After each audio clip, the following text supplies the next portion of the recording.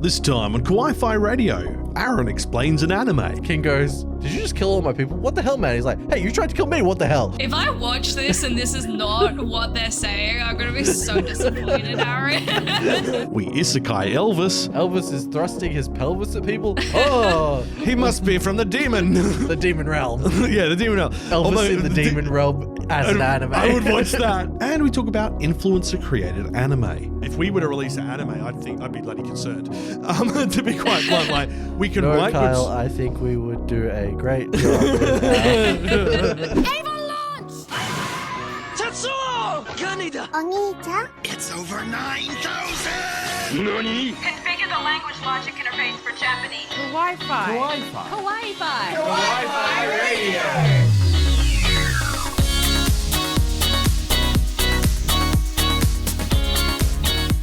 Konnichiwa and welcome. You're listening to Kawaii-Fi Radio, the podcast where we dive into the world of anime, manga, and all things otaku culture. I'm Kyle. With me is Aaron and Tifa down on remote. How's everybody doing today? Tifa's very happy. Hello. Aaron's just like, yep, that's the Tifa we know and love. A little ray of sunshine. Emphasis on the little. Oh, God. This episode, it's Black Lagoon. It's, wow, this is one of those like seminal animes that kind of really kicked off the anime's not for kids sort of trend back in the 2000s. It's really worth digging into. The manga's about to return, and we're seeing a lot of older shows getting sequels now that we weren't expecting. So I'm hopeful, fingers crossed, that if the mangaka of Black Lagoon is in a good place and can, start pumping out the content pretty hard, we might get another OVA series or maybe another 12 episodes, because that would be amazing, especially in a modern style or just a complete remake. A Black Lagoon? Oh my God, I should have seen that coming. Okay, now if you are new to the podcast, this is what you have to listen to. Welcome, hello to all our regular listeners. Hope you've been keeping well. If you're watching on YouTube, hi, you can see our ugly mugs there and Tifa's beautiful mug. She has been drinking coffee from it. Now, look, we've got extra content, Patreon if you want to support us. All those details are in the episode description. We're not going to harp on about it. Let's get stuck into what we've been watching. I have no idea how old I am or where I came from. Daddy! Ohio! Hang time! I gotta go! I have to know! Hooray! I did the thing! Oni-chan, nani wo miru? What we're watching. Tifa, you drink coffee and know things. You've been watching Hunter x Hunter 2011. How's it holding up? Yes. Pretty good so far. It's really interesting when you think about Hunter x Hunter and like when it came out, like the manga and then the original anime as well, because thinking of Naruto as well, there are a lot of things that are quite similar, but they come out like the same time. So all of these stereotype characters, everyone's just kind of thought of at the same time. There isn't anything that predates it that's necessarily those stereotypes or particular stories as well, even though Hunter x Hunter and Naruto are different stories. But there's just like funny little things where it's like you have the Sasuke trope, for example, or like someone who's edgy or they're happy-go-lucky like protagonist and stuff, and everyone at the same time came up with the same idea, which I just think is quite interesting. Like how this year we've had so many movies that have the twin scenario, but all these things would have been made at the same time, and then they just happened to come out the same year. So that's just all I could think about rewatching like everything and just looking at everything. I'm just like, Yeah, it's like, this seems familiar. I mean, Aaron, you watched Hunter x Hunter a long time ago. You're a really big fan of it. I've watched it multiple times. Yeah. So like you're sitting there nodding, going, yep. That they went for the same sort of Naruto style vibe, and then went completely to the left and had a guy with cake. Oh, we don't talk about it. Ooh, good. Sorry, a villain with cake. Yes, the anti-hero. Yeah. He's morally flexible. Oh, okay, yeah. But yeah, no, it's been quite interesting, and we're only a few episodes in at the moment of the 2011 version as well. But I was also thinking while watching, I was like, if they were to remake this now, not that they would, but if they were, because all the voice actors are women for the like young children and stuff, every time I watch Kurapika, I'm like, they could easily make this like a boy who's going through the Hunter x Hunter exams, and then it turns out it's a girl. Which everyone would, it's there. Like, There. No, that's actually Kurapika's whole thing. Nobody knows Kurapika's gender. yeah. So they But could it's do just- anything with it, Yeah. But like, I feel like if they were to remake it now, they would potentially make it more obvious of like, if that were the case, or like, I don't know. But it's just very interesting because everyone says Kurapika's a dude, but just the way that they present it, I kind of miss the era of anime where you just kind of don't know and everyone just exists. It's quite interesting. But yeah. Yeah. Like, it's kind of funny as well because there has been a bit of a resurgence in that in more the rom-com area. So, like, Komi Can't Communicate has that character who's obviously... no one knows their gender. And they are...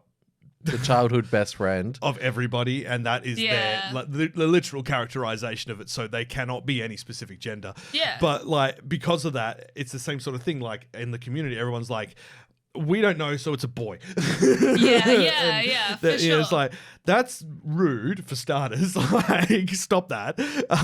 And then you're like, they're a great character. Like, why are you treating them as if they're, like, you've completely misunderstood the point of the character. It's not about that. It's their gender is not the important part. It's their identity of who they are. So, Well, the other thing is, intersex people exist, and these characters could be intersex. Yeah, I saw a really good quote the other day, and I can't remember it, but it was like,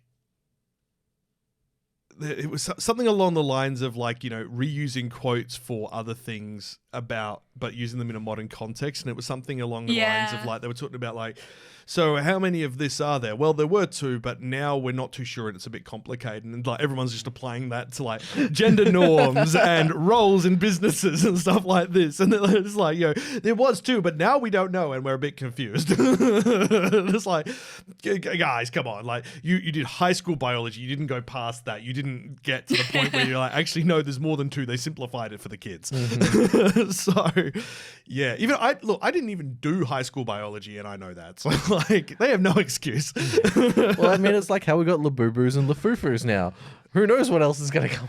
I still don't, like, complete tangent. So, Tifa, you went to collect some beautiful plushes and you didn't get what you wanted. But what's the go with this whole Labubu thing? And what is this?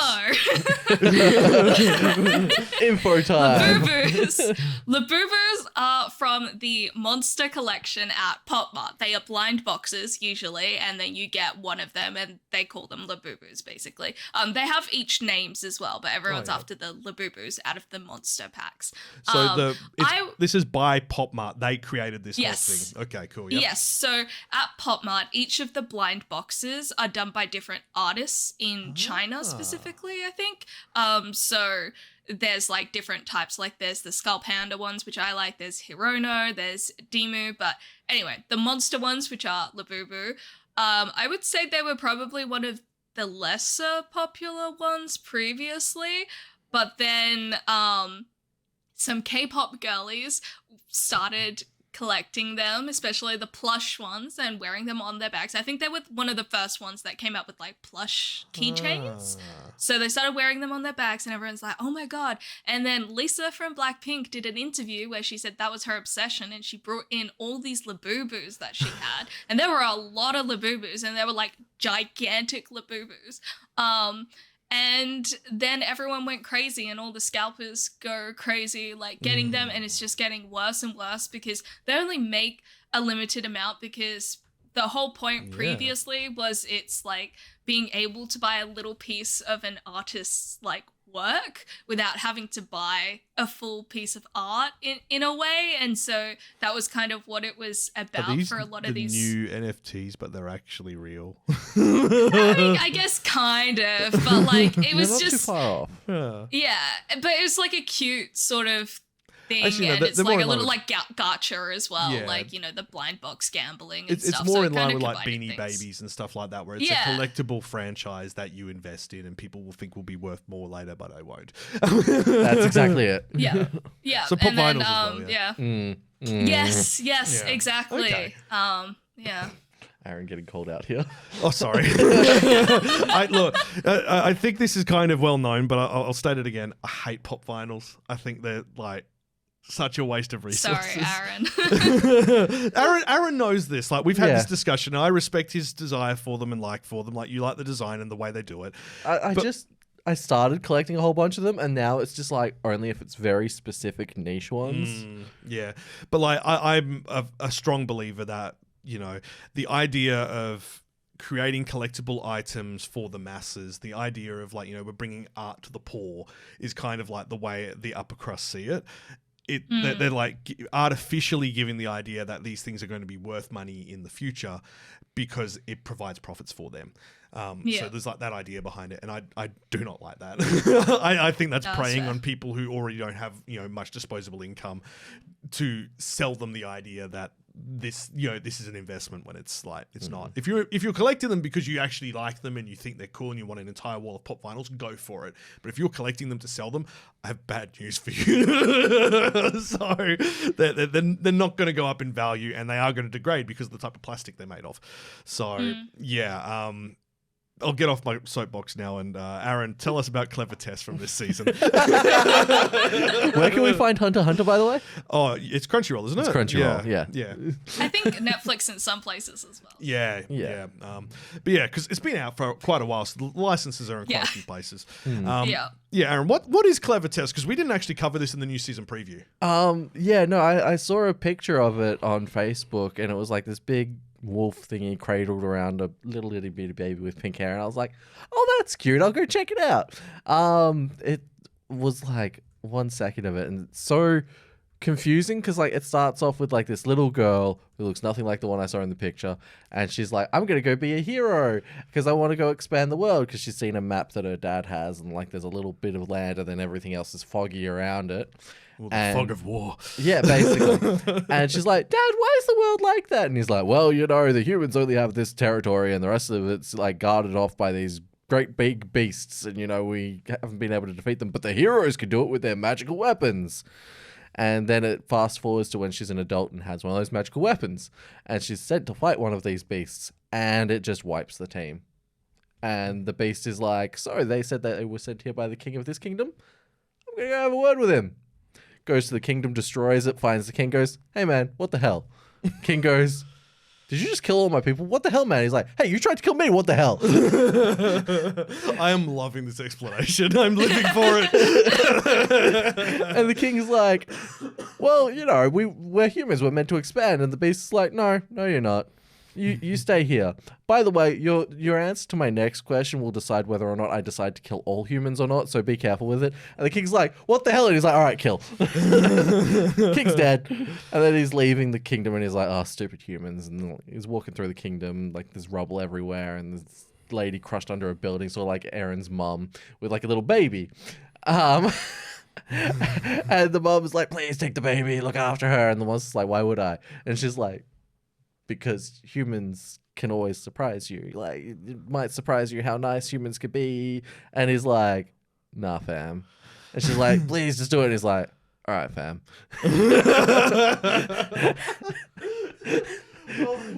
This is an hour-long epised, by the way, for the first episode, so strap yourself in. If I watch this and this is not what they're saying, I'm going to be so disappointed, Aaron. I want to hear this beast go, nah, fam. So the beast picks up the baby, and he has no idea what to do with the human baby. So he takes it back to his lair, and he's like, all right, so what do? You keep screaming. Sleep. It keeps screaming. And so he's like, oh, it's pooped itself. I'll put it in this hole with these beetles that eat poop. And the beetles are crawling over the baby. The baby's crying. He's like, shh, it's okay. They're just doing their job. Oh, wow. And then he's like, this is unhinged. I love it. I'm gonna have to watch this. He takes the baby back out afterwards. He's like, oh, nice and clean. Good job. And then he's like, oh, you're hungry. How do I feed you? And then he resurrects the woman from the party earlier. And he's like, feed the baby. And she's like, what? He's like, feed the baby. And she's like, I can't. He's like, feed the baby. Oh, God. And then he finds out she can't feed the baby because she's never had her own children. And so he's like, all right, what do I do? And she's like, you get a wet nurse. And he's like, what's a wet nurse? And she's like, it's a lady who feeds the baby for you. And he's like, all right, how do I get one of those? And she's like, money. And he's like, how do I get money? She's like, sell the crystals in the cave. And he's like, okay. So he decides that he's going to go to this new town as this big fox wolf demon thing. And she's like, hold up. No, you need to look like a person. Otherwise, you're going to scare the out of everyone. So he takes the form of the kid's dead mom. No. Buddy. And he's like, all right, let's go. And then they're walking their way through. And end of the episode has a bunch of bandits ambush them, knock him out, killing him, knock the lady out. And that's what we got. Wow. That's dark. I'm watching it. This is being done by Les Deuce Studio, who always do beautiful things. Yeah. Revives the hero who personally slayed and adopts an orphan humanoid baby, the last hope to save a dying world. What fates the unlikely trio? Death. Man, I should do more like first episode summaries. You should. Because that was fantastic. That was great. 10 out of 10. Well done. Yeah. Okay. I can let you know you can watch that on Crunchyroll. So there you go. Yeah, that's where I watched it. I have been watching romance. I've watched like so many old romance animes to catch up because I haven't watched anything from the new season yet due to event work and stuff. I've been watching Medaka-kun is Impervious to My Charms. And initially I thought this was going to be cringe. Which is your taste, and we respect that. No, cringe isn't my taste. Like, if cheese, yes. Once the cheese turns into cringe, as in the cheese has gone off, no. I don't like that. That's why I don't watch Rent-A-Girlfriend anymore. That's why you don't eat blue cheese. I watched one season of Rent-A-Girlfriend and went, this could be interesting. Let's see where it goes. Read 100 chapters of the same saga for him to get rejected, and it's happened again recently, 200 chapters later. I'm glad I didn't stick around. It's a waste of time. Don't hurt yourself. The guy's just literally like doing this for your money now. Like, he's literally dragging it out. I'm gonna bite my tongue because I have a very bad anime opinion about One Piece being the exact same. Look, valid. Recent chapters of One Piece have been very good though. There's a lot of deep lore. Yeah, like, but I get it. I get it. But I definitely kind of feel, and I don't know if Tifa's up to date yet, but the recent chapters feel like we're getting towards the very pointy end. Yeah, it does. Like we're And knocking they have off. been saying that it's Yeah. going to end like in the next year or two. So Yeah. So we're in and then we'll Elbaf see at if the it's moment. worth it. So the Land of the Giants. And they've finally done it. They finished all that off. We've just had a massive conflict with people from Mary Jaos, and things are dark. And Yeah. that the person who sits on the throne, they can remotely control other people and all this other stuff. You're just like, okay, it's starting to make a lot of sense. Yeah, I've been seeing like TikTok summaries. I don't- I'm like, I don't think this is going to end with Luffy finding the One Piece. I think this is going to end with Luffy fighting the big bad. I think this is gonna end with And then- Luffy being the king of everything and being like, oh, the One Piece is a throne. I mean, you could be right. You could be right. no, I think yeah. It's kind of weird. Anyway, Medaka-kun is Impervious to My Charms. It's really cute. It's from a couple of seasons back. It's about a girl she's from Osaka and she's moved to Tokyo, and she's like completely like, I'm going to make myself perfect. Like, you know, in her old school, she was like the perfect, desirable girl. She wanted everyone to fall for her. That was her thing. She's kind of a little bit rotten. And she's like, I'm going to make everyone in the class fall for me. Except Medaka-kun is not giving her anything because he's a monk in training. And he's like, clear mind, clear body, clear mind, clear body. So she thinks he hates her. He's like, she's nice, she's beautiful, but why does she keep doing this? I have my training to consider. And eventually it gets to the point where a couple of the guys in the class are like, you've got to stop being so mean to her. And this whole time she's getting really riled up about it because he's the first person who will not succumb to her charm at all. And it's, he does think she's pretty and lovely, but he's like, no, I've got my training. I'm going to be a monk. I can't. And it's great to see like a character whose core tenet holds so strong for so long, and they are making headway. Like he is kind of going, well, she is nice, sort of thing. And it's like there's nothing saying that a monk can't have a partner in Japan, but it is meant to be no worldly attachments. Yeah. So like, however, they haven't really covered why he's becoming a monk. Like they've kind of alluded to it being some sort of family tradition, but it's not like, like his father and his grandfather were monks and ran the monastery or whatever it was. But there's nothing saying that he has to do that. So it could just be kind of like, hey, you can have a lot more fun if you actually embrace your childhood and enjoy it. And in the girl's case, like, she's now become obsessed with him and is falling in love with him because she's not used to people saying no. Yeah. And then her friend from Osaka comes over to visit, who is like peak Osaka Gyaru energy, without obviously the Gyaru fashion sense, but same sort of style. Like she's quite a delinquent style thing, and does the same thing. She puts on a little bit of a, no, I'm fine in school, but when in private, she's like really, really quite brutal. And she's like, oh, and she sees how they're interacting. She's like, you like him. I'm going to make this happen. You haven't had a boyfriend before, even though you think you're Miss Perfect. I'm making this happen. So it's really cute. It's really fun. There's a lot of goofy comedy moments. It's very sort of slapstick comedy moments. Little, traditional Japanese, shonen rom-com style, where it's, this moment happens and they're in an awkward situation, or, he walks in on her and she's changed into a bunny outfit because she's testing out all the different outfits for their maid cafe to make sure none of them are too, sexy. And she's like, this is not good. And he walks in and then, another student council member is going to walk in, so they're hiding in the cupboard and she's in a buddy suit and, very classic tropes, but it's really well done. Like, yes, it's tropey, but it's good. So, look, can recommend. It's on Crunchyroll. It's, safe for all ages, but it's really cheesy. So, yeah, I can recommend it. Yeah, you're both looking at me going, yep, this is peak Kyle. Yeah. Yeah. We're just going to let him take this and run, and we'll just be like, have fun, son. But you're winning, son. Yes, I am. I love it. I'm going to read the manga now.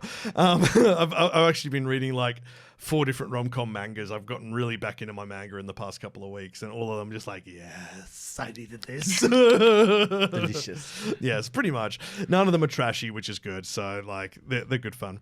Anyway, with my confessions out of the way, if you've been watching something interesting, drop it in the comments, especially if it's an anime from this season that we haven't mentioned yet. Please let us know, because as we mentioned in the pre-show, there's so many returning shows that a lot of these new shows are kind of getting lost in the kind of wave of everyone's excitement for the returners. So like we wouldn't have known about like Clavatus as well. Like it's really far down the list of like people excitement, but if you have a look at its rating, it's pretty high already. It's on about an 8, I think, on Mal. So yeah, because they're like, yeah, fam, nah, fam, all right, fam. Oh, actually, yeah, I've got something for the news. We'll get to that in a minute. We'll be right back. Let's talk Black Lagoon. Kawaii-Fi Radio. I think I watched that as a kid. Oh yeah, I remember that. That Catalogue. All right. So in the break, we've been talking about Labubu's and how skull pandas are 10 times better and get stuffed. But let's talk about Black Lagoon. So Black Lagoon, many people know of the anime first and foremost. It was released internationally well before the manga. The manga didn't come out international till 2010 for translation, I think. So I could be wrong on that, but the anime ran for initially 12 episodes in 2006, 12 episodes a couple of years later, and then they had for the second barrage, and then they had an OVA series. The manga started in 2002, I believe. Yeah. So we'll give the synopsis for those who haven't seen it, because this is quite an older one. It focuses on Rokuro Ojima. He's just an average Japanese salaryman. He's living an average life. He's taken hostage by the crew of the Black Lagoon, a piracy ship team in, I guess it's technically, they say the South Sea, but I'm pretty sure it's the South China Sea. Because where are the South Seas? I think there's a lot of stuff involving Taiwan. Yeah. Basically, he was transporting something that his upper management shouldn't have been doing, so they got a grunt to be the Foreman. Yeah. He was basically the package mule. He was delivering like instructions on making nuclear weapons that they were selling off to a foreign nation to, get massive profits. So he gets caught because they're after the package. And he finds himself thrown headfirst into like the world of piracy and outlaw heroes, villains, gunfights. This has got a lot of explosions and action. If you like Michael Bay, this anime, Actually, yeah. Revi's very Megan Fox. I'd say she's better than Megan Fox, but yeah, I get your point. I do get your point. Megan Fox didn't really do too much in it. I was thinking more along the lines of all the explosions, all of the gunfights. But then, I was like, actually, if you did a live action, I wouldn't cast Megan Fox for it. Really? No, I don't think she'd make a good Revy. I don't think she can pull that evil, maniacal face. Okay. I don't know. Have you seen Jennifer's Body? I haven't actually. It's on my to watch list. Does she do pretty good in that? Yeah, but also likable. Oh, So, okay. Yeah. I might have to have a look, because I literally haven't watched anything with Megan Fox in it since the Transformers films. I mean, it's from 2008, so she doesn't. She's obviously a lot older and stuff like that as well now. But yeah, but still, good on her. Yeah. I didn't know she'd done much after that. I knew of Megan's Body, but I didn't realize that it was actually she did a good job of it. I kind of had a feeling in the Michael Bay Transformer films they just made her eye candy, which is basically disappointing. Well, because she was actress. I think she was a model before she was an actress, so that's how she was cast for those things. It was just pretty person. Yeah, that makes sense. Classic Hollywood. Anyway, back on track. So Black Lagoon, Rokuro ends up as basically a member of the Black Lagoon's crew after the first episode. First arc, first 3 episodes, because he actually helps them escape a really dangerous situation, because he's actually got some good know-how. And it's really funny seeing a Japanese businessman trying to tell a ship to surrender to them with a megaphone. It's peak. Following all business protocols. Yeah. And just doing it very professionally and them not listening and then just going, all right. Yeah. Oh, here we go. So Black Lagoon was published in English by Viz Media from 2008. It did take a while. The publication has kind of been a little bit all over the place for it, and we do have reasons about it for that, which we discussed in the pre-show, which we'll fully explain here. So the artist of it is Hiroe Rei, and they're the creator of Black Lagoon, have been doing it since 2002. They've been running the whole thing themselves. However, they recently got really candid about his 15-year battle with depression. He revealed how mental illness has impacted his work since 2010. It halted production of the series as well. It's one of anime's most influential ones. And he recently did an interview with Comic Natalie, explaining how his mental health and depression impacted the work and the struggles to strive to overcome that, and how that it's structuring Roberta's revenge arc, which is the longest storyline in Black Lagoon. He couldn't get into it, and he couldn't stay on task, and that's why he's been off the last 7 months doing mental health recuperation. It sounds like if he's willing to do interviews talking about it, he's now in a place where he feels confident that he's got it, at least an understanding of it or how to process it. He's like, when my father died, I didn't think it had affected me that much mentally, but it seems the damage was bigger than I expected. it built up slowly afterwards, and I don't know if those were the direct causes of the depression, but the stress I'd built up from Roberta's revenge and my father's death combined, and looking back, I think those are probably the cause. So obviously he's, as we all know with depression, public appearances create misconceptions. Everyone thought that because he's attending these international anime events and creating illustrations that he's fine. There's just a reason that it hasn't come out. Like something's gone off. There's the spin-off project. He couldn't make manga, basically, was the point he got to. He's like, I can draw a picture, but I can't write a story. And that is what kept delaying the manuscript until he got to a point where the publisher just went, you need to look after yourself. And that's why, and we've seen this with a lot of mangaka. We've seen it with Hunter x Hunter. Like the studio the publishers know this person is good. This person is an asset to us. We know they're creating wonderful stuff, but they need time. And thankfully, obviously they don't offer that to all manga producers, but producers, creators of this level, they thankfully are starting to be given a bit more leeway to look after their health and their, the environment they're working in so that they can work. So, yeah, there's been a lot that's kind of impacted how his production for it has gone, and now it seems like he's back in a good place. He's got the support he needs in place to continue. So the first chapter comes out this month, which we mentioned in the anime news last week.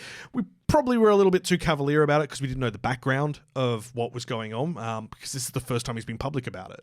So going, it's coming back. We don't know why it's had breaks. Now we understand, and it makes a lot of sense. So, depression's nothing to joke about. Like, I suffer from depression. I know a lot of people suffer from depression. It's a very common thing that we have these days, and you've got to take steps and get the support networks you need in place so that you can continue with it. So, if you're struggling for it, don't be afraid to ask for help. It's, it needs to be done. Like, you'll be happier with yourself for doing it. Like, it'll take another load off it, because there's also, the guilt of going, I don't want to ask someone for help. I should be able to deal with my problems. And I'm sure someone else has it worse. Yeah. It doesn't matter if they had it worse. This is your life. You deserve to have a good life. So, yeah, look after yourself.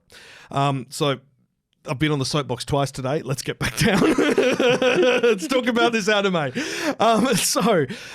Black Lagoon anime, we've got 3 sections to it. There's the original adaptation, season 2, which is the second barrage, which, Aaron, I want you to fill us in on what the first arc is on that. We'll get to that, because Aaron just went, what am I watching?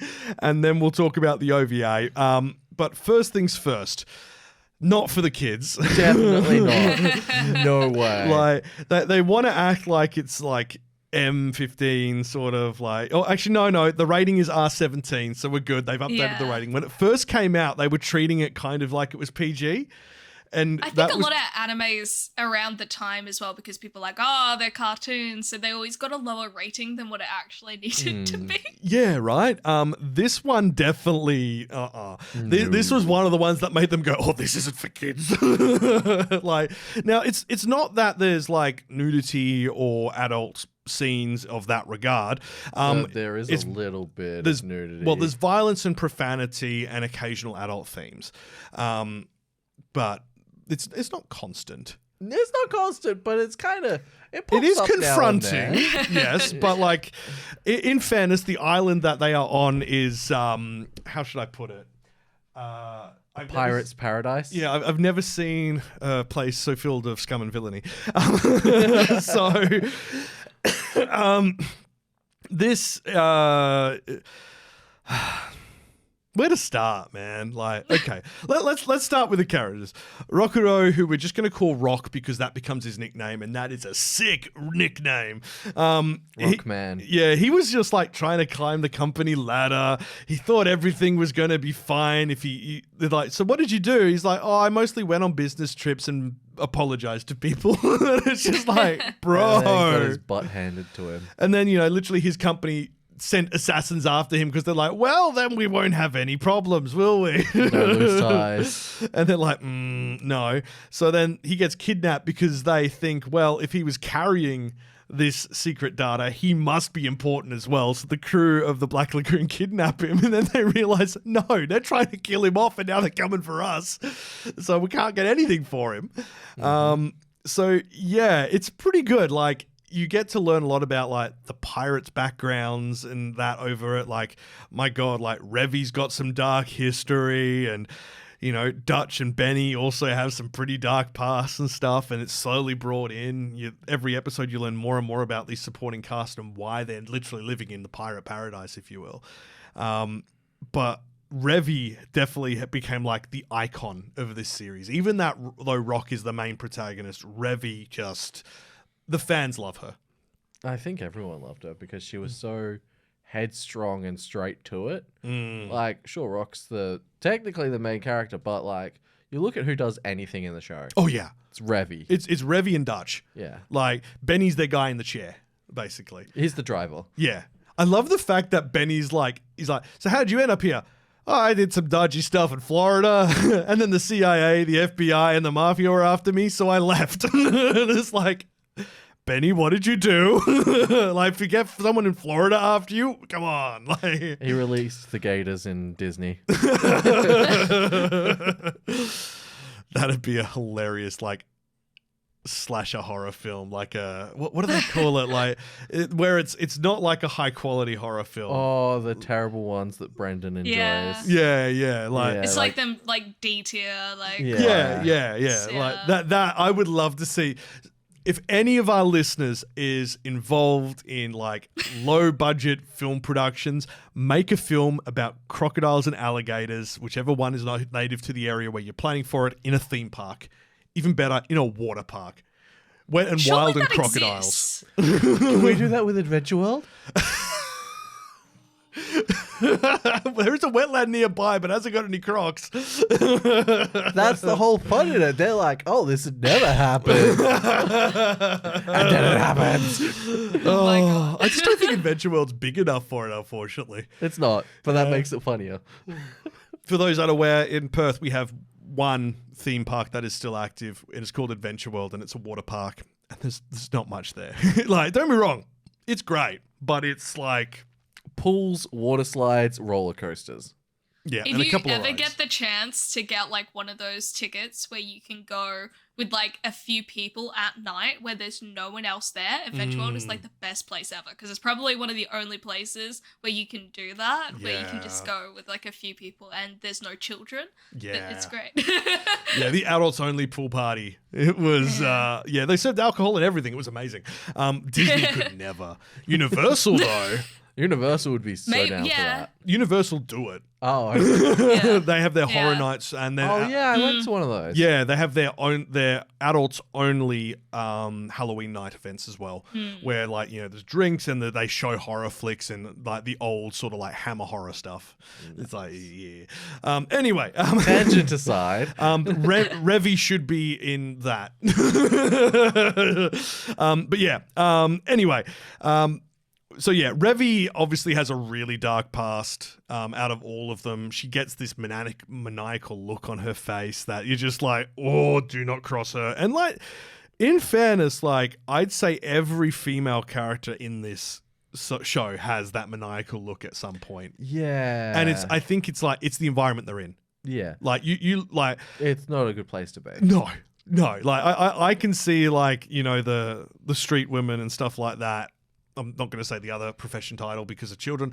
But the oldest working profession. Yeah. I haven't seen any of them pull that face, but I can imagine if they were involved in a normal episode, they would be. Mm-hmm. Yeah. Like, this is a place where, like, the literal bottom of the barrel, the people who have nowhere else to go. And yeah, a lot of them have trauma, and there ain't no psych on this island. Like, come on. So... like I'm also thinking like it'd make a lot of sense writing Roberta's revenge story would have really like been therapeutic. No, it would have made a lot of things surface because I've got the manga and I went and had a quick peek at some of those chapters and the themes are very heavy. So I think we should probably say this does need a bit of like a warning label. Yeah, like just for if you've had PTSD, might not be very good for you. It touches on a lot of different traumatic events. Yeah. They have the second arc, they're trying to recover a old painting from a Nazi submarine that sunk after World War II. And like that is fairly straightforward story-wise compared to the rest of it. After that, it just kind of goes Yeah. off into the distance. Like, it was wild. But yeah, like, I really like it. It's the...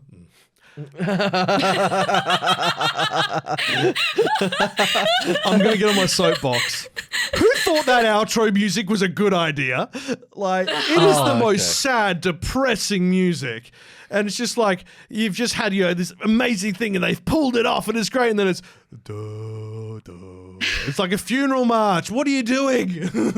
Yeah, see, I never once watched the outro because it was so slow. I was like, skip. Yeah, there's nothing to it. It's just a slow pan along a beach with waves rolling in, and then you see some of Revi's weapons and her boots, and that's it. And it's like, what has this got to do with what we just watched? Like, you're trying to imitate Twin Peaks. Because Emma's like, is this the Twin Peaks outro? I'm like, it's not, but it's close. When did Twin Peaks come out? Before this. Oh, okay. Yeah, just. Yeah. But, like, I don't think it would have inspired this sort of outro. And the opening is, like, very cringe. It's like, we're so edgy. They censor a gun. They censor everything. Like, it's just like, but the show's not censored, guys. Why? Yeah, what are we doing? Like, yeah. Look, the show's great, but it's dated, and I would love to see a modern adaptation of it again. It's animated, pretty sure, produced by Genuine Studios, and Madhouse did the animation of it. This was back in the day when Madhouse were just sort of coming out. Action, adult cast, organized crime, sign and target audience, which, makes sense. But those are I've kind of touched on the first few arcs. I've talked a lot. Aaron, what happened at the start of the second arc? What was the weird thing? No. So first I want to talk about how dated the end of the first season was. Yeah. And how racist they get. I mean, yeah. Yep. Like, they're trying to deliver something and there's this obviously Asian influenced woman. And Revi keeps calling her Chinglish because she's got that thick Asian accent. Is this in the English dub? Watched in English? Yeah. So that's Funimation did the dub. They were one of the licenses for it, and Funimation at that time were in Texas. And then the driver for them, because they got a different driver, was like British of some sort. I couldn't tell if he was Scottish, Irish, Welsh, English. He's one of those ishes, and he was addicted to weed. And he'd see dragons and pin-up models while he was driving. Oh, I think I remember that, yeah. Oh, that's right. And they have like the chase through the forest. Yeah. That was... Yeah, and so it's like... I think the dub has changed that. Because Really? I don't think it was that bad in the sub, because I've never watched the dub. Well, the when he mentions the pin-up models, you see them. Oh, yeah, that's what you're talking about, where you like the adult content, yeah. Yeah, and then like it is like Yeah. spicy lettuce that he's ingesting. Yeah. Because they give it to Rock and Rock mellows. Yeah, I remember that in the chase, and he's like, "Nah, man, we'll be fine." It's like, they've got a rocket launcher. What did you give him? Yeah. So like, wow, was not expecting that. Yeah. But then the beginning of season 2, because I was like, all right, let's just go. Let's just keep going. Let's keep this train going. Can I use the proper wording for this, or do I have to censor myself? Which word? What letter does it start with? I think you should be all right. All right. So it's got incestuous twin vampire children. Oh. Yeah. And they're like making out with each other, and then they swap clothes and swap personalities because they both have multiple personality disorder where they have each other's personality and voice, and then like they're like, oh, if we kill people we'll live forever. And it's really confronting because it turns out that that's due to SA trauma. Oh, wow. Yeah. Yeah, I don't, because I think I watched the original when it aired, and I had number 2, like second barrage, sitting there ready to go, and I never got around to it. It was a lot. Yeah. And they were getting revenge against all the gangs that did that to them. But then the gangs came together to get rid of them. Wow. And so you have to watch these children die. Wow. Okay, that's messed up. It's really intense and really confronting. This guy has really loaded some of his like trauma and dark thoughts into the manga, hasn't he? Yeah. So obviously don't let your kids watch this. Yeah. Please go into this with a healthy mindset, because if you're not, if you have those traumas and you're not healed, it's very confronting. Yeah, it'll be a lot. And Roberta's blood trail is it's a lot of violence. It's a lot of violence. I liked Roberta's episodes. They were it was fun watching them because obviously it wasn't that trauma loaded. And just the action in it. And the references they made. Oh, so good. They make so many pop culture references. They make Terminator references. They make Shining references. They it's all, if you love your pop culture movies of everything before then, you're going to enjoy those parts of it. Yeah, fair enough. Tifa, how much have you seen of Black Lagoon? I think I only watched the first season, and it was ages ago, but the pop culture reference thing just made me think, no, maybe the ending is inspired by Twin Peaks a little bit. Yeah. Now that you say it, because when Roberta's driving after them, Rock makes the reference of, hey, maybe she's an android sent from the future to kill John Connor. So it's 1991 for Twin Peaks. So easily. Yeah, so that's 15 years before. I wouldn't be surprised if it did impact it. But I also wonder how many of those references are dub specific. Yeah, that's true. Because I think some of the references are in the manga as well. Kind of like how Fujimoto for Chainsaw Man has very slight references to other pop culture things and stuff. And sometimes that's either cut or changed for the anime in Japanese and then added back in or changed for the dub as well. I think it's kind of similar to that. Yeah. Well, yeah, because she does end up directly chasing the car, pulling a hatchet out of her arm and hooking onto it like the Terminator 2 scene. So it's animated that way. Yeah. So it's meant to reference those things, which I think is it's fun. Oh, Hansel and Gretel is the name of the twin vampire kids. Yeah. I was also going to say with that as well, because there are so many animes of the time. Sorry, my lighting just keeps changing for my webcam. It's really weird. But there are so many animes of the time that discuss or have just as a trope that incesty trope as well. And I think something that Black Lagoon does do is take some of those things and then kind of twist them in a way in their stories a little bit. So I do wonder if part of that is also the juxtapositioning of how messed up that is, that we keep adding that into anime and manga as well. So yeah, that's true. Turns out there is an entire community of people on Twin Peaks who think Black Lagoon ripped off the ending. Yeah, well, there you go. There you go. There's a whole feed in it on Reddit, and it keeps coming up. That's really quite cool. They were saying it's music style, something from Howard Shore, such as in Cronenberg, and that it was very reminiscent of Laura Palmer's themes. There you go. So yeah, based on what you were saying about the different stuff, I know I just tangented away from what you were talking about. I do apologize. No, you're good. You're good. But yeah, there you go. Twin Peaks definitely played a role in it, I guess. There we go. That's messed also, up. Kawaii-Fi wouldn't be Kawaii-Fi without the Kawaii-Fi patented Kawaii-Fi tangents. I actually made up a logo which is a stamp which says tangent time. I remember that. That was Tangent the Love Live episode, wasn't it? Oh yeah. We did not stop tangenting on. No, the girl, actually that was an all girl episode, the Love Live episode, so we let them go on a tangent for as much as they wanted. Because I think Farrah brought in Love Live and we went on a tangent with Skyrim. Oh yeah, that's about right for us. Amazing. Actually. Yeah, but yeah, there's a lot. Black Lagoon's a lot. Obviously, trauma warning. But if you're one of those viewers out there who enjoyed things like Goblin Slayer and stuff like that, where it's the high impact, high violence shows, this will probably actually be tame for you. Yeah, no. By comparison. Well, I mean, if you enjoy the Dark Trilogy that we got at the moment, you'll probably be like, hey, yeah, this is something that I could look into. Yeah, if you really enjoy the full nitty gritty Jujutsu Kaisen, Chainsaw Man, Hell's Paradise. This definitely kind of feels like a bit of a precursor to some of the thematic ways they did that. This one, however, is targeted at a seinen audience, so it is targeted at the 17+. Mm-hmm. So obviously, slightly different target demographic, expecting different life experience and knowledge. but we are seeing that more mature themes as the world evolves and media evolves are coming younger and younger and younger, which is why we see them in other things, but in a different format, if that makes sense.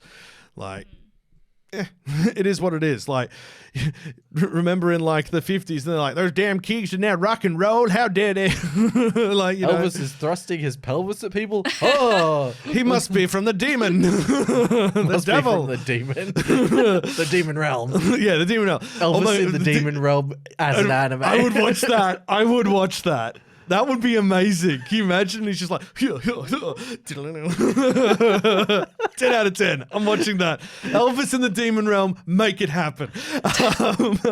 But look, as we mentioned, the reason we're doing this is that the manga's come back. The manga is much more in depth. It covers a lot more content than is available in the anime. If you haven't watched the anime and you find it a bit too jarring because of the style that it's kind of focused on, with it being very early, 2005 sort of edgelordy sort of thing, like if you don't like Devil May Cry's anime, you won't like this probably going back, because there's kind of a little bit of overlap in the edgelord behavior and some stuff.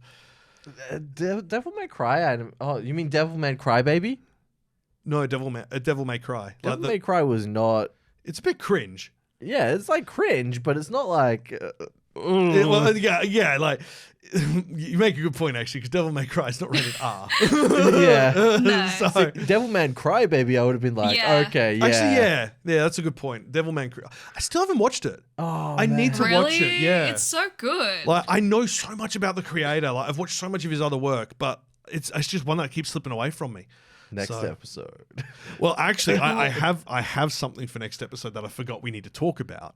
I'll mention it during the break, and then you're aware. But look, if you want to watch Black Lagoon, Netflix, Crunchyroll in some regions, its broadcast partnerships kind of a little bit all over the place, which is a bit frustrating. But you get that with older titles. You do. Let's just say that if you look hard enough, you will find somewhere to watch it. It's around. It's there. It's there. But enjoy it. If this is your type of jam, fantastic. If not, apologies. This is the Not thing. Like, everything's for everyone. well, this is the thing. Like, so many people are like, I want to start anime. What should I watch? And everyone says like, watch the Miyazaki films, watch Naruto, watch this. It's like, no, you've got to tailor it to them. Anime is not the genre. Yeah. Anime is the medium. They still have all those genres. If they like sport, find them something sport. Like, come on, guys. Like, you're better than this. You know your anime. Think about it. Like, it's my favorite game to play with people at work. Like, Yeah, they'll come right. in and they'll be like, oh, I'm thinking of trying a new anime. I'm like, cool. Let me know what genres of show you normally like. Like, give me a few of your favorite shows, and I will point you in the right direction.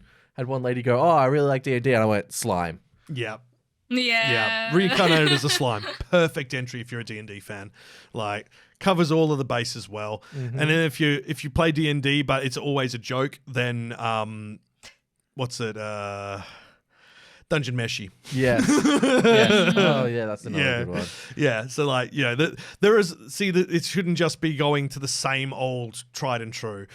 Like, not everyone is going to want to watch Spy X Family, and that's fine. Yeah. Like, not everyone's going to also like telling people to commit to like 1,000 episodes or 500 episodes. No. Yeah. Give them a 12 episode show or a 24 episode show to start with. Don't point them directly to One Piece. God, no. No. Especially considering how old the first season's animation is. Like, we know the new season is going to be like reanimated, but like, that's still a way out. Like, Maybe the One Piece live action? yeah. If you want to show them like the world of anime live action is like an in-between to It's probably like, slide into it. I would say like One Piece as a live action is probably the best gateway to the understanding the benefits and the big fallouts that can happen with a live action. Like, it's a brilliant show. It does suffer from what all live actions suffer from, but it's still enjoyable. Yeah, there's still restrictions to the medium, but Yeah. it's still done well. Yeah. I'm looking forward to seeing how Chopper is implemented properly in the show. Me like, too. I know I 'cause- kind of gave it a bit of a hard time for that trailer, but like, once we get into the show. The thing is, we haven't seen him with everyone yet Yeah. or in actual things. It's just like a standalone little animation, so like you don't actually know. Yeah, and it was very clear that it was like they recorded Luffy's voiceover part separately without any context to what's going on. They just said, read these lines. And he went, okay.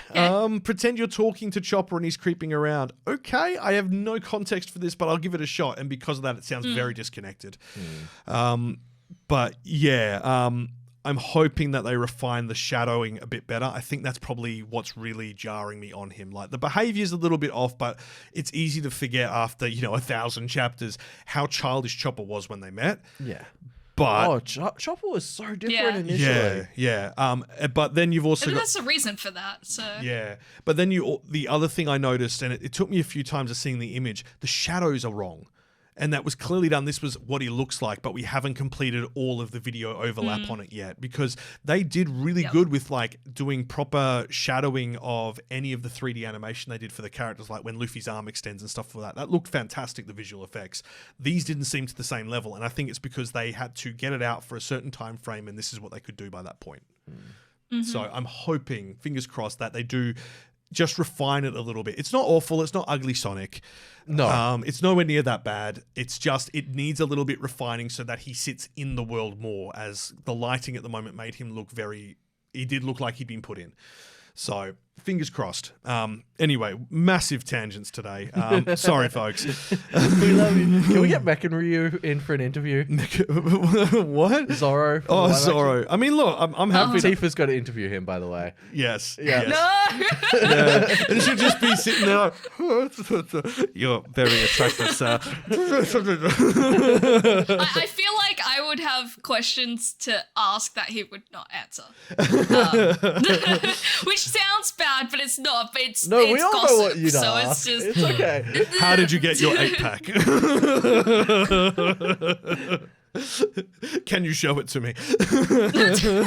But A little bit of baby oil. my goodness. anyway, so we'll be right back. We've got some anime news. There's a lot because Anime Expo's just come out. We'll give you all the details in just a moment. Kawaii-Fi Radio. Tonight on Anime Communique. Great story, compelling and rich. Nothing brings ratings up like a little controversy. Oh, we got controversies galore, and by that I mean just two. Ooh, so many choices. It's weird that it's happened twice. As Kenny loves to repeat. So first up, we talked about this briefly. Live-action Akira film rights have finally expired from Warner Brothers. They've gone back to Kodansha, which is amazing news because it means they can now actually do something with this. The plans were first reported in 2002. I don't know why I had such a heavy breath intake there. With writers and directors between Blade, Rogue One, Iron Man, Menace to Society, Harry Potter, Thor Ragnarok, all put on it off and on. So there's been, I think, a total of 7 directors assigned to it. So, it's been in production hell that entire 2 decades, and it's good to know that it's been taken off them. Like, I do not trust Warner Brothers anymore. The way they've treated some of the stuff they've been producing recently, literally shelving shows for tax write-off purposes. No, Warner Brothers, you've lost your trust. So this has been 2 decades of intermittent development. The rights reverted back to Kodansha, and the producers and talent are aiming to attach themselves to the property to pitch to other studios and streamers. It's now going to be handled in-house. So this could actually end up showing as a good one. To give context on the amount of people we've had on this, we've had Stephen Norrington, who was Blade in the League of Extraordinary Gentlemen, James Robinson as a writer, which was the Starman Comics and League of Extraordinary Gentlemen, Leonardo DiCaprio and producer Jennifer Davison's production company Appian Ways, which did The Aviator and Revenant. There was one from the Last Days on Mars writer, director Ruatura Robinson, Gary Witter, who did Rogue One, Mark Ferguson, Hark Osti, who did Children of Men in the first Iron Man. Like, the list of people who have been attached to this and pulled off it and just said, no, this is too hard to handle because of Warner Brothers is extensive. And I am so happy that it's finally gone back. Like, the only person who was on it that I was like, this could work, was Taika Waititi, because he was obsessed with the original. Like, and we know that Taika's known for doing his kind of quirky comedy throw-ins for things, which work quite well to lighten the mood. But I don't think he would have done that for this. I think he would have taken it quite seriously. But then he was like, I needed the money, and Thor 4 came out, and I was like, well, I'll do it for the money, because Warner Brothers haven't paid any of these people, is my understanding. All these people were contracted, and then they don't get paid until production officially starts because of how long the production on it was. So look, it's a shame that it's taken this long, but at least now maybe we'll get a proper adaptation. So yeah, fingers crossed. Either way, there were more creative disagreements over the project in 2019 with Taika, which resulted after he did Thor: Love and Thunder, and then he was like, they won't let me actually adapt this properly, so I'm not going to do it. So look, fair. If you don't trust them to do it, and like, this is the thing, like, it's not been a case of Warner Brothers telling these people no. It's been everyone walking away from the project. So whoever's handling this at Warner Brothers management, if you ever see this, fire that person. Preferably from a cannon out of the solar system, not to the sun. That's a waste of energy. It's easier to send something out of the solar system than into the sun. Anyway, moving on.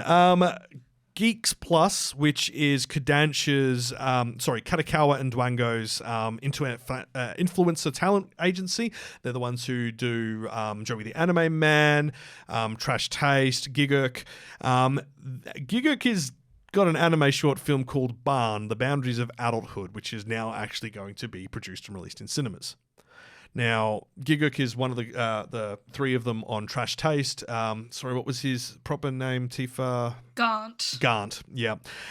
So they're developing Geek X Production IP's divisional content going forward. Not Gant himself, but he's like part of that group. So it's going to open theatrically in Tokyo on August 24 before debuting on his YouTube channel with a behind-the-scenes video, which is like, I mean, cool, but like his videos get so much traction already. He should be trying to sell this to like a streaming partner. Like, come on, man, get that money, get that influencer money. The production is going to center on two protagonists named Aria and Rinraida, searching for a place where they belong. It's set in two worlds, the Japan and the real world, and the fictional world of Euthania, where they are connected by each other through a warp gate. Aria Daichi is a 21-year-old man who has conflicts with his family, seeking to run away as far as he can to Euthania.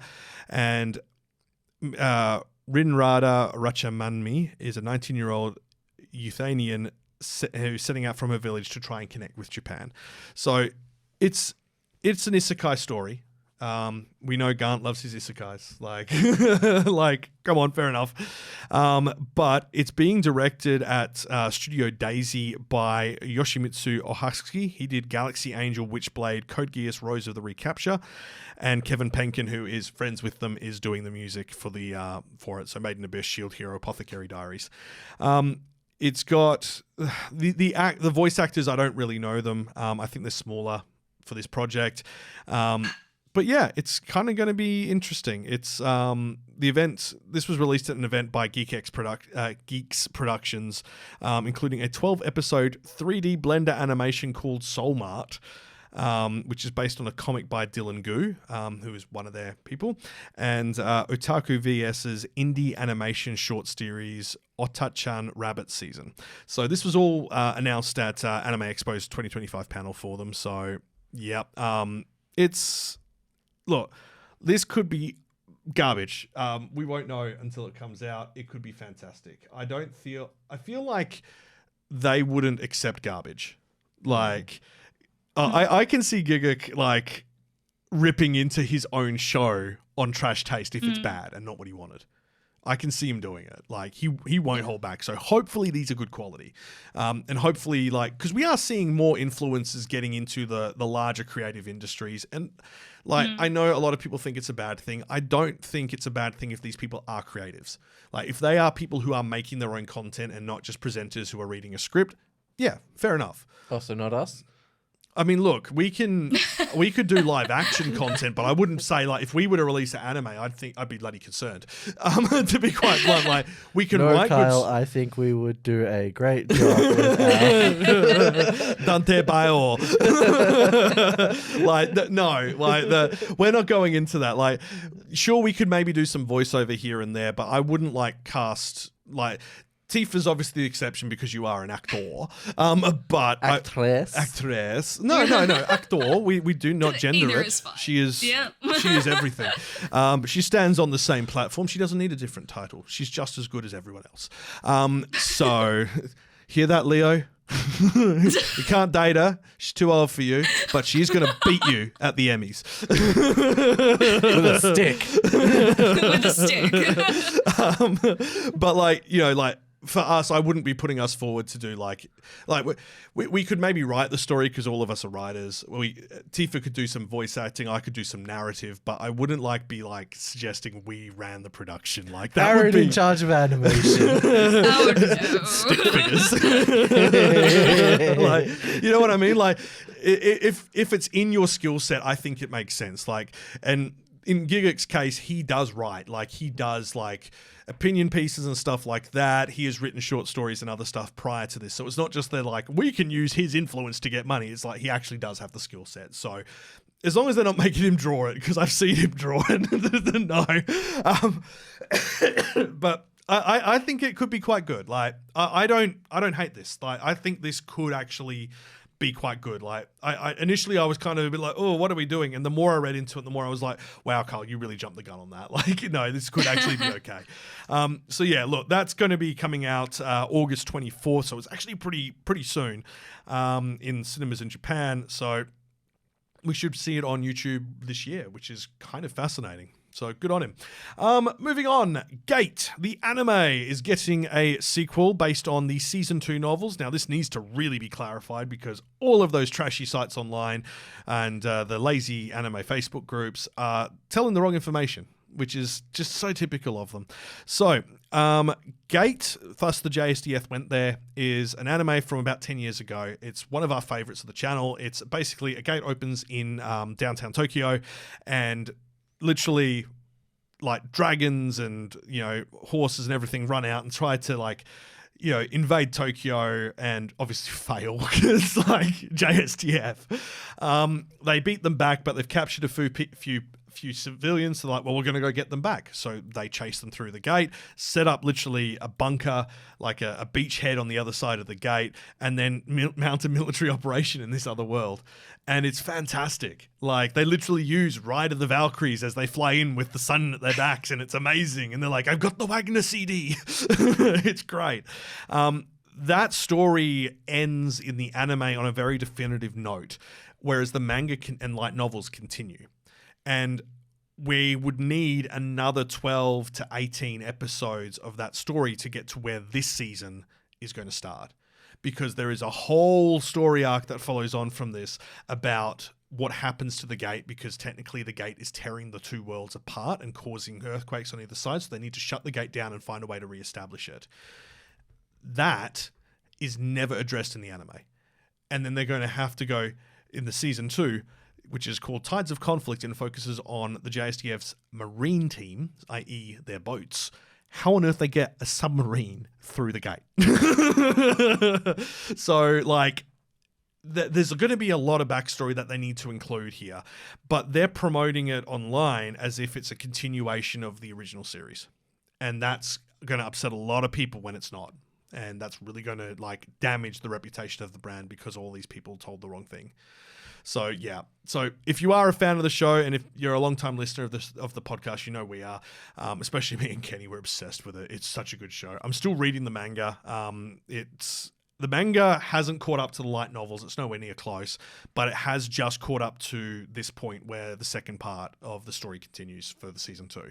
So, like, I've got a lot of knowledge around this. That's why I'm so passionate about it. You two are just sitting there going, Kyle is really on the soapbox today.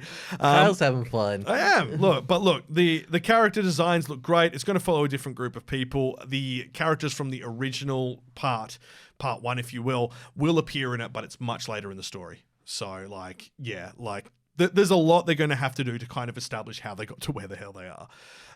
So hopefully they don't just like explain it with like 20 years ago, a gate opened in Japan. Our brave soldiers went through and they defeated the enemy, and then This is their story. like 10 years have passed since then. This is the new team's story. No, come on. Give us some proper background on how it went. Anyway, moving on. That's coming next year. Cyberpunk Edge Runners, second show. Cyberpunk Edge Runners 2, not a sequel. It is another story in the Cyberpunk 2077 world. Unfortunately, there will not be any returning characters to our knowledge from Cyberpunk Edge Runners 1. Maybe they'll be shown in the background. Maybe there'll be a parallel time. Oh, Adam Smasher will show up. Yeah. The artwork for this was released at Anime Expo. We know it's Studio Trigger, the same team behind it. The only thing we've got to go on is from the artwork is what looks like a really short boy or girl with a large gun holding it directly face on. Now, Rebecca! It doesn't look like Rebecca, unfortunately. But, I don't know what the go is. They apparently were doing a closed door viewing of a teaser footage for it on Friday, just gone, but no one's reported on that yet, unfortunately. This is going to be a new standalone 10-episode story from the world of Cyberpunk 2077, a raw chronicle of redemption and revenge. When the world is blinded by spectacle, what extremes do you have to go to make your story matter? So yeah, it's going to be a bit heavy, as it is, Edge Runners, and we're going to be ready to cry. And it'll be great. And on that note, get ready to cry even more because To Your Eternity Season 3 has been confirmed. Aaron's like, more trauma? Oh, no. Here we go. Yeah, this season looks like we're very much getting towards the modern world. We haven't got a official, specific date, but, it is premiering sometime in October. So it is next season, basically. So not the season we're in now. Bleach, 1,000 Year Blood War, The Calamity to debut in 2026. That has got some new visuals. That is part 3 of 4, I believe, of the 1,000 Year Blood War arc. So fingers crossed. That's all good. Why are you not working? Thank you. We also have confirmation that Fururen's Journey's End second season has been confirmed and that the staff has been revealed and that at this stage... She changes her equipment? Oh... I was not ready for that. It's coming back. We don't know when, but probably 2026 is the expected date. Premiere in January 2026. Apothecary Diaries has confirmed it's getting another sequel after the end of season 2. Unconfirmed if it's a season 3 or a feature. Hopefully season 3. This story deserves seasonal shows, not compilation films. It deserves better than that. My Hero Academia Vigilantes immediately confirmed for a second season in 2026. So we'll have the final season of My Hero Academia come, and then this will immediately follow on after it. And that should probably wrap up the story for Vigilantes if my timing on it is correct. So we'll see how we go. That's a quick story. Yeah, I think... It depends. If they go 24 episodes for the final season, then that will cover it all. Otherwise, it'll be 3 12-episode seasons. Cloverworks have announced an original anime film that's been done completely in-house called Grotesque, and that's GROTESQQQQQUE. Yeah. Yeah, it was previously just called Grotesque, and then they added more Qs when they've announced the official title. Oh, so it's like GQs. Yeah, exactly, yeah. Which I've been watching and is amazing. I should have mentioned that earlier. So that will open in 2026. They've revealed a short video for it. It's being directed by the director of The Idolmaster and Darling in the France, Atsushi Nishigori, and it will be an omnibus film of 3 stories with different worldviews. I'm not sure why that keeps blanking. That's really annoying. The film comes from Joen, the company Sony established as a subsidiary of Aniplex and its Cloverworks Studios, Production IG's sister company Wit Studio, and publisher Shueisha. So it's going to be a joint project of 3 different films. The first one is going to be called Aliens, but it's AELIENS. So aliens. Must. Aliens. 4649 girl, pronounced as Yoroshiku Shoujo, a pun on the words nice to meet you girl. The literal meaning of the kanji being evening dew heads to its death girl. It's been read in like so many different ways because numbers can be read in kanji so many different ways. Yeah. And then there is Nocturne on this grotesque night. So Grotesque? yes, grotesque. So 3 stories with different worldviews. Each of them are going to be stylized similarly. Those studios are all going to support it in one shape or form or another, but it should be pretty interesting. We only know it's opening in 2026. That's kind of all the information we've got at this point. We also have a couple of fun ones which we weren't really expecting. So, Kaguya-sama Lovers War has got a new TV special, which is going to be set after season 3 in the film. This is... I'm pretty sure I know exactly what this is. It's called The Steps to Become an Adult, and I'm pretty sure it is going to be the background stories... Actually, now that I'm seeing the artwork, I might be wrong. Oh. I thought this was going to be the background story of everything that happened during the film to the other characters, but it is definitely not. The artwork suggests this is the next arc.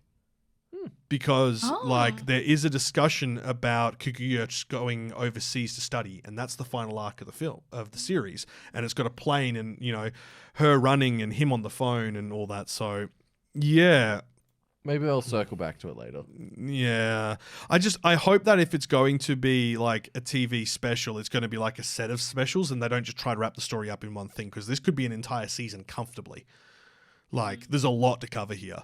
So, yeah. Fingers crossed I'm wrong. Now, this one I'm really excited for.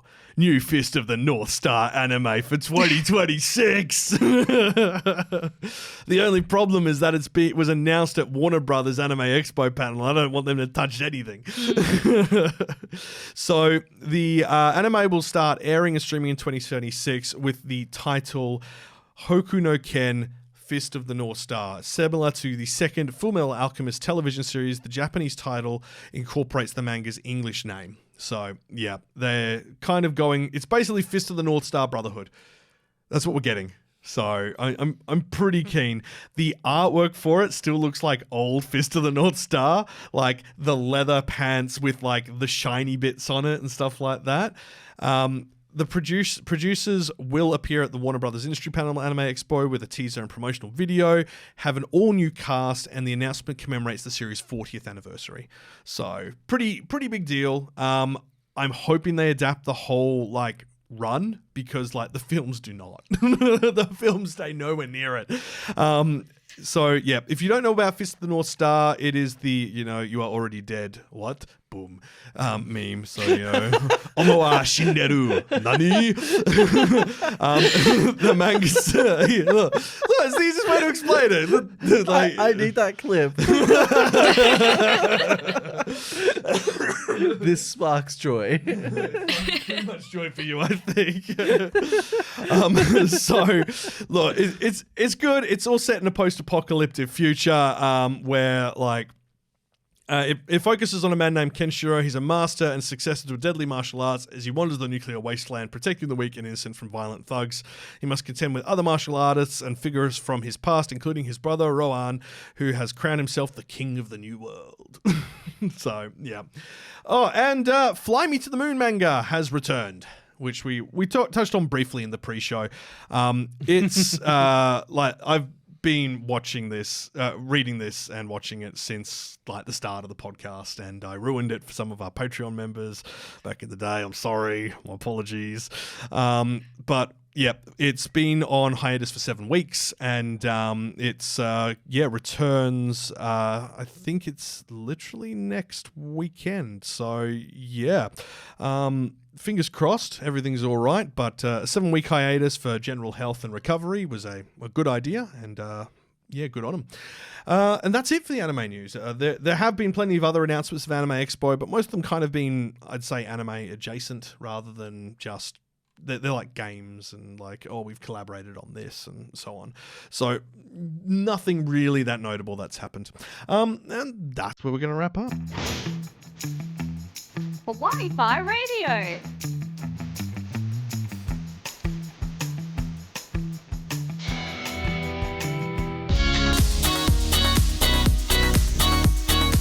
Well, that is where we're going to leave things. Thank you so much for watching and listening. Next time, we were thinking maybe like Ninja Batman versus the Yakuza League, but I realized we haven't talked about K-pop Demon Hunters, and I don't know if it qualifies as an anime. I don't know if it does, but I love it. I feel like let's just do it. I think it's kind of worth it. Like, it's big at the moment. It's very popular. People are talking about it. Well, you've heard that it's broken records, right? Like everything. Saja Boys has toppled BTS off the top K-pop boy band. Yep. Huntrix have toppled, what was it? Blackpink. Blackpink. Yeah, off of the top female K-pop. Like these two bands that came out, dropped like 5 songs total. Yeah. And then disappeared. Fictional bands. Fictional bands. So yeah, look, it's good. It is a Netflix anime. A lot of people are it's CG. A lot of people are making fun of it, going, you can tell it's fiction because they're allowing the pop stars to eat. And the most horrible way ever of eating sushi. Like, ugh. Are you kidding? That's the only way I ate sushi. No, how dare you? Now, if you have enjoyed what you've heard, dear Lord, we'd love for you to hit that subscribe button. Join us for future episodes. This episode, the subscribe button has a torpedo hidden behind it. So if you're looking to do a crime, subscribe. To do it right. You didn't get it from us. You didn't get it from us. You got it from Revy. That's all I'm saying. But it's hidden there, so good luck. You will have to assemble it yourself. The instructions are all there. You might need to use the onion router. Anyway. I was going to say, what language are they in? Because I'm pretty sure like each page is a different language, right? Yeah. Now, if you are listening on YouTube, hope you're subscribed over there. Hit that like button too, and let us know your thoughts in the comment section of anything we may have missed from this season that you're looking forward to. We did mention it last episode, but drop it in there as well. And if you grew up watching Black Lagoon, how do you feel like it holds up now? Because obviously, like, it hasn't, like, the animation's aged well, the story has aged well, but those opening and outro sequences really have not. But now that I know the whole Twin Peaks vibe to it, I understand a bit why they might have been doing that for the outro, because both of them kind of are tragedies in their own way. So yeah. Anyway, maybe we'll surprise you and also then do an episode on Twin Peaks. Yes, we're going back to Twin Peaks, 1990 to 1991. Aaron was a baby. I wasn't born. I was old enough to know better. To watch Twin Peaks? Well, I wasn't allowed to. I wasn't old enough. As we said, YouTube edition, episodes, links and everything are in each of the descriptions. If you'd rather listen than watch, there are links in the episode description there, and vice versa. As always, big thank you to our Patreon members. If you would like to support us and help get access to extra content as well, such as the pre-show podcast, outtakes and video extras, links are in the episode description. We are going to plan a few more additions. Well, we did mention this previously. There are a few more exclusive episodes in the works. Getting tongue-tied today. Membership start from $1 a month. That gets you access to the pre-show, which is probably the most consistent content that we're putting out as well. You can also just follow us if you want access to major show updates as well and sneak peeks of what we're doing. And then socials, we are on them. We are not on Twitter X anymore, but unfortunately it's all meta, and the Zuck is that's coming back. The Social Network's getting a sequel. It's been announced. Why? Yeah. Everyone's like, is it just going to be Zuckerberg sitting there sipping water in Congress? Is that what's going to be? I really hope so. Grilling, smacking some meats. Yeah. Oh my goodness. So yeah, everyone's just like, the sequel to an amazing film no one asked for. Like, it was done. It was good. You're done. We're great. But money. Yeah, well, this is the thing, isn't it? Hollywood do like money, and they're not doing good on that front as of late. So, I'm not saying go spend money on Hollywood. I'm saying they're getting what they deserve. Stop shoveling trash. Put some effort in. But yeah, that's it. We'll be back in 2 weeks to talk about K-pop Demon Hunters and probably other couple of bits and bobs here and there. Don't mind me, for those watching, I keep reaching over because for some reason, and if anyone knows the answer to this, pop it in the comments, but Discord keeps blanking the screen after it's been open for half an hour. I'm just like, it's not my screen that's blanking, like the OBS is on, audio recording's on, but just Discord blanks itself. It's just like, why? So, yeah, who knows? Anyway, you've been listening to Kawaii-Fi Radio. Thank you for joining us and putting up with our tangents. And until next time, watch some anime! That's not the outro. It is now.